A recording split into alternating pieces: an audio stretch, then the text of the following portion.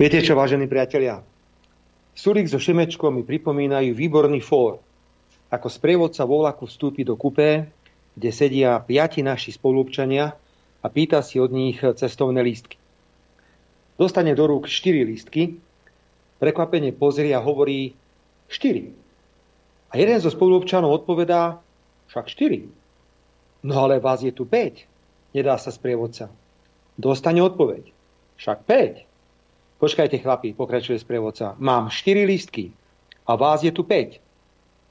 Však 5, ozve sa z kupé. Ale len 4 lístky, stráca trpezlivosť sprievodca.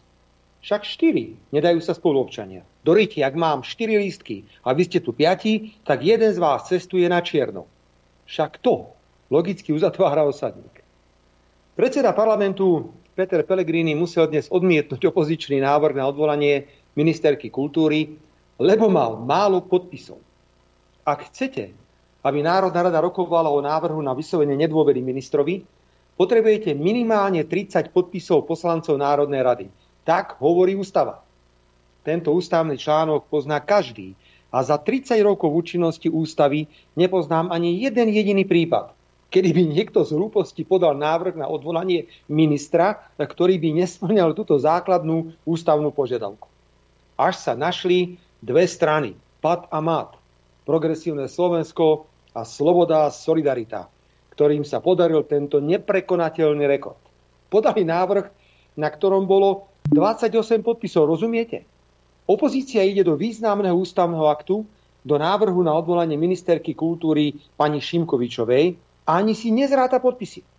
Toto môžu len takí babráci ako Sulík, ktorý prepil bar v Dubaji za štátne peniaze, a náš Mončiči, mladý Šimečka, pochádzajúci z rodiny, v ktorej sa o slovenskom národe hovorí ako o zbabelom malom národe, ktorý nikdy za nič nezabojoval. A títo chcú riadiť Slovensko. Predstavte si, že by takúto blamáž vyrobili nejakej dôležitej medzinárodnej procedúre. Ministerku by sme aj tak nikdy neodvolali. Má suverénne slovenské zdravé názory. Taká má byť ministerka kultúry. Takže, pán Sulík, pán Šimečka, potrebujete 30. Máte 28. Či idete na to ako naši spoluobčania? Však 28. Česť a sláva našej slávnej opozícii. Po takejto hanbe by som nechal ministerku na pokoji a začal by som sa vážne zaoberať otázkou, kde súdruhovia z NDR urobili chybu. A vy, priatelia, urobte test Smerom a Ficom. Čo by sa dialo v týchto hodinách, keď by som sa ako opozičný líder takto zhovedil?